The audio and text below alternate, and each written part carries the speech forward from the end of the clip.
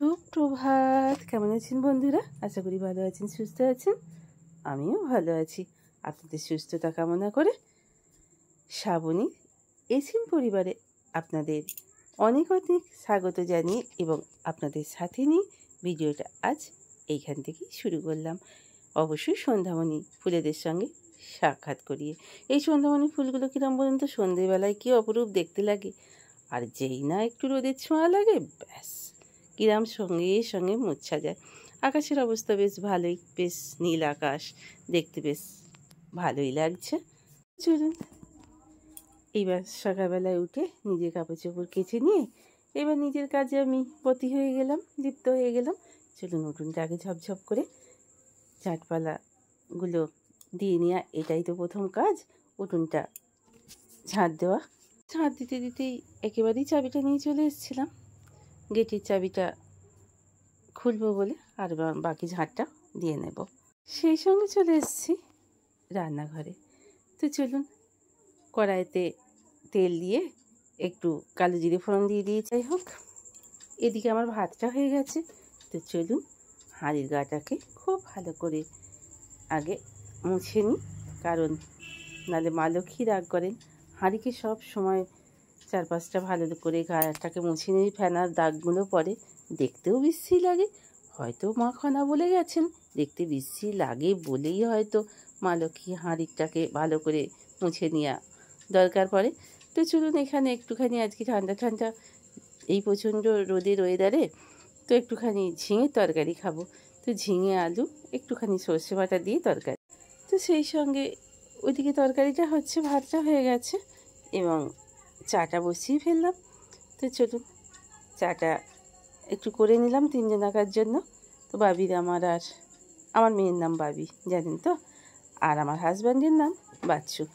তো আমাদের তিনজনাকার জন্য একটু চা করে নিলাম। ওইদিকে শাকটা কেটে ধোয়া আছে, আর এদিকে ঝিঙের তরকারিটা এখনও হচ্ছে। একবার করে এদিকে নেড়ে দিচ্ছি, আর এদিকে একবার করে চাটাকে ভালো করে একটু ফুটিয়ে নিলে খুব সুন্দর লিকারটা বেরোয়। সামনে লকাইদা বলে একজন মাছ নিয়ে আসেন। তা বাচ্চুবাবু কি সুন্দর সুন্দর কি বড় বড় মাছগুলো, আর পেটে এক পেট করে ডিম জানেন তো। আর বর্ষার সময় প্রায় চলে এসছে, তাই জন্য মাছের পেটে এখন ডিমও খুবই হবে। মাছগুলোকে বেছে রেখে দিয়ে রান্নাবান্না মোটামুটি তো হয়ে গেছে। তো কালকে রাত্রে একটু ডাল ভিজিয়ে রেখে দিয়েছিলাম, অবশ্যই কলাইয়ের ডাল, তো পড়লো না। কলাইয়ের ডাল ভিজিয়ে রেখে দিয়েছিলাম ভালো করে, 8 বার 10 বার ধুয়ে নিলাম। সাদা ফেনাটা বেরিয়ে গেলে বড়িটা দেখতে ভীষণ ধপধপে ভীষণই সুন্দর হয়।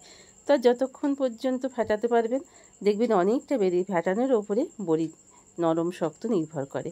তো অনেকক্ষণ ধরে ভালো করে ফেটিয়ে নেবেন, যখন হাত ব্যথা হয়ে যাবে তখন একটা বাটিতে জল দেবেন, নিয়ে একটুখানি বড়ি দিয়ে দেখবেন যদি ভেসে ওঠে তাহলে জানবেন বড়ির বাটারটা ঠিক হয়ে গেছে।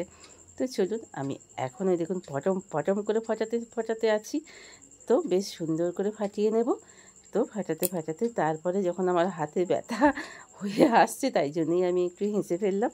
তো চলুন এইবার বড়িগুলো ফাটানোর শেষে বাটিতে দেখুন জল দিয়ে দিয়েছি এবং একটু বড়ি আমি জলেতেই দিয়ে দিয়েছি, দেখলাম রেডি হয়ে গেছে।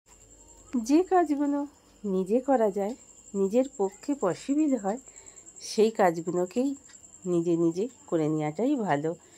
তো তাহলে অনেকটাই নিজের সংসারেই সেভ হয়। এই বড়িগুলো কিনতে গেলেই আপনি দেখবেন প্রচুর দাম।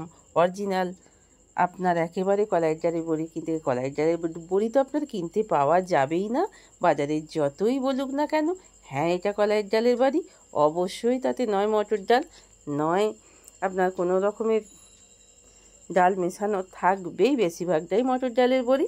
তো যাই হোক, তো একটু নিজের সংসারের জন্য একটু যদি কষ্ট করি তো অনেকটাই ভালো জিনিস নিজের বাড়িতেই দেখবেন বানানো পসিবল হয়। তো আমি তাই জন্য কী করি বলুন তো, যেমন হোমমেড অনেক মশলা আমি বাড়িতে বানিয়ে ফেলি, তেমনি এই বড়িটা আমি বেশিরভাগটাই কলাই ডাল থাকলেই না কী করি জানেন তো, কলাই ডাল খাওয়ার থেকে আমি বড়িটাই বেশি দিয়ে ফেলি। তো যাই হোক, এবার আজকে না বাথরুমটাকে পরিষ্কার করেছিলাম জানেন তো।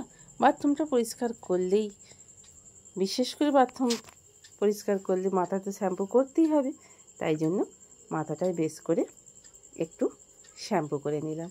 আর যেহেতু চুলটা খুব লম্বা জানেন তো, তাই চুলটাকে একটা গামছা বেশ খানিকক্ষণ যদি জড়িয়ে রাখা সম্ভব হয় তো জলটা অনেকটাই টেনে নেয়। তারপরে আঁচড়ালে, আর এমনি তো কন্ডিশনার তো এখন তো আমরা ব্যবহার করতে। তো আমার এই নতুন চ্যানেলের নতুন ভিডিও আমি করা শুরু করেছি। তো আজকে নিয়ে 2 দিন 3 দিন হলো ভিডিও করছি। আপনাদের যদি আমার ভিডিওর কোনোখানটাও এতটুকু ভালো লেগে থাকে, প্লিজ আমার পরিবারের পাশে থাকার জন্য আপনাদের একটু সময় নষ্ট করে ভিডিওটা আপনারা সবটা দেখবেন। এবং আমি যাতে একটু আমার ভিডিওটাকে যদি আপনাদের ভালো লেগে থাকে তাহলে একটা লাইক, একটা কমেন্ট করে আমাকে অবশ্যই জানাতে ভুলবেন না। তাহলে বড়ি দিয়ে একটুখানি বড়ির অংশ একটুখানি থেকে গিয়েছিল, তো আমি কি করলাম বলুন তো, একটু পেঁয়াজ আর লঙ্কা কুচিয়ে নিলাম এবং সেটাকে 4টি বড়া হলো গরম গরম করে নিলাম। একটু ভাতেতে খাবো বলে বহুত দিন পর এই কলাই ডালের বড়া খাচ্ছি জানেন তো। একদিন বাবিকে আর বাচ্চুকে দেব। আপনাদের আগেই বলেছি আমার মেয়ের নাম বাবি আর আমার হাজব্যান্ডের নাম বাচ্চু। তো চলুন বড়াগুলো করে নিলাম। তো গরম গরম ভাতে ভীষণই খেতে ভালো লাগে এই বড়া। আমার বাবিও ভীষণ পছন্দ করে আর বাচ্চুও খুব পছন্দ করে। তো যাই হোক, তো চলুন, এখানে মুসলিম ভাইদের নামাজ পড়ার আওয়াজ আসছে। তো চলুন ভাতটাও সেই সঙ্গে বেরিয়ে ফেলি, কারণ ঘড়িতে প্রায় বাজছে 12:30। আমি 12টা থেকে 12:30টার মধ্যে খাই, যেহেতু বাঙালির ডাক্তারবাবুরা বলেছিলেন আমার সকাল সকাল ভাত খেয়ে নিতে বা খাবারটা ঠিক টাইমে সময় ধরে খেতে, তাই জন্য আমাকে এটা করতে হয়। নিয়ে বসে পড়েছি বড়া, শাক আর ঝিঙের তরকারি। তো আবারও বলছি,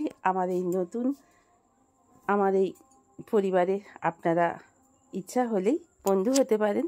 দুপুরে একটু গড়িয়ে নিলাম, গড়িয়ে নিয়ে উঠে পড়লাম। উঠে পড়ে এইবার ঝাঁটপালা দেওয়ার সময় হয়ে গেছে। এবার ঝাঁটপালাগুলো ঝাঁটপালা দিয়ে এইবার চলে এলাম বাইরে, দুয়ারটাকে একটু ঝাঁটপালা দিয়ে নিচ্ছি, কারণ প্রায় সন্ধে সময় হয়ে আসছে। আর তাই জন্য সন্ধ্যেবেলা একটুখানি আলু ভাজার মুড়ি খেয়ে নিয়েছিলাম। খেয়ে নিয়ে দেখলাম যে ফ্রিজে বাবি কয়েকদিন থেকেই এনে রেখে দিয়েছিল প্রভুজির সোনপাপড়ি। তো চলুন, ওটা অনেক দিন থেকেই আছে, কারুর আর খাওয়ার সময় আর হয় না। আর দেবই তো আমার দিইনি যখন কে খাবে বলুন তো, আমিই তো হাতে তুলে দেব। তো চলুন সোনপাপড়িটা খুলে একটা খাই আমি। এতে তো সেই সকাল থেকে রাত্রির 9:30, 10টা, 11টা, কোনো দিন 11:30, কোনো দিন 12টা এই টাইমে শুই। সেই ভোর 5টা থেকে উঠে তো এরা একা থাকি তো, আর মাঝে মাঝেই ফ্রিজটা এদিক ওদিকে হাঁটলে দেখি কোথাও কিছু আছে কিনা। দেখবে একা থাকলেই কি মনে হয় বলুন তো, আর বিশেষ করে বসে থাকলেই মনে হয় যেন খিদে পাচ্ছে, কী খাবো। তো চলুন, তাই প্রভুজি সোনপাপড়ি নিজেই আগে একটা ভক্ষণ করি, তারপরে স্বামী সন্তানকে দেব। তো প্রভুজির যে কোনো জিনিসই ভীষণই খেতে সুন্দর। তো সোনপাপড়ি আগেও বাচ্চু এনেছে, এটা বাবি এনেছে জানেন তো। আর যাই হোক, বড়িটা আমার প্রায় শুকিয়ে গেছে, তাই আমি এখানে দিয়ে রেখে দিয়েছি, কালকে খানিকটা দিলেই শুকিয়ে যাবে। তো আজকে ভাবলাম ডিনারের জন্য সকালবেলা যে আপনার মৌরলা মাছ নিয়েছিলাম, সেই মৌরলা মাছ, আলু, পেঁয়াজ, রসুন সব কিছু, সর্ষে বাটা, পেঁয়াজ বাটা, কাঁচা তেল, কাঁচা লঙ্কা কুচো, সব কিছু কাশ্মীরি লঙ্কার গুঁড়ো দিয়ে একটু বাটি চচ্চড়ি করে নেব, তারই সব জোগাড় করছি। মশলাটা দিয়ে সব কিছু ভালো করে মাখা হয়ে গেছে এবং ওপর থেকে বেশ কিছুটা সর্ষের তেল দিয়ে দেব। দিয়ে এইবার আমি উনুনে চাপিয়ে দেবো। আমার দেখুন বাটি চচ্চড়িটা হয়ে গেছে। হ্যাঁ, বাবির জন্য একটুখানি ডিম ভেজে দেবো আর মৌরলা মাছগুলোকে একটু মরমরে করে ভেজে রেখে দেবো। ওর ওই দিয়েই খাওয়া হয়ে যাবে, কারণ ও এই কাঁচা মাছের জাল দেওয়া খাবে না। ভালো থাকবেন, সুস্থ থাকবেন, সকলকে নিয়ে হাসি খুশি অল টাইম থাকবেন, ভালো থাকবেন। Good night.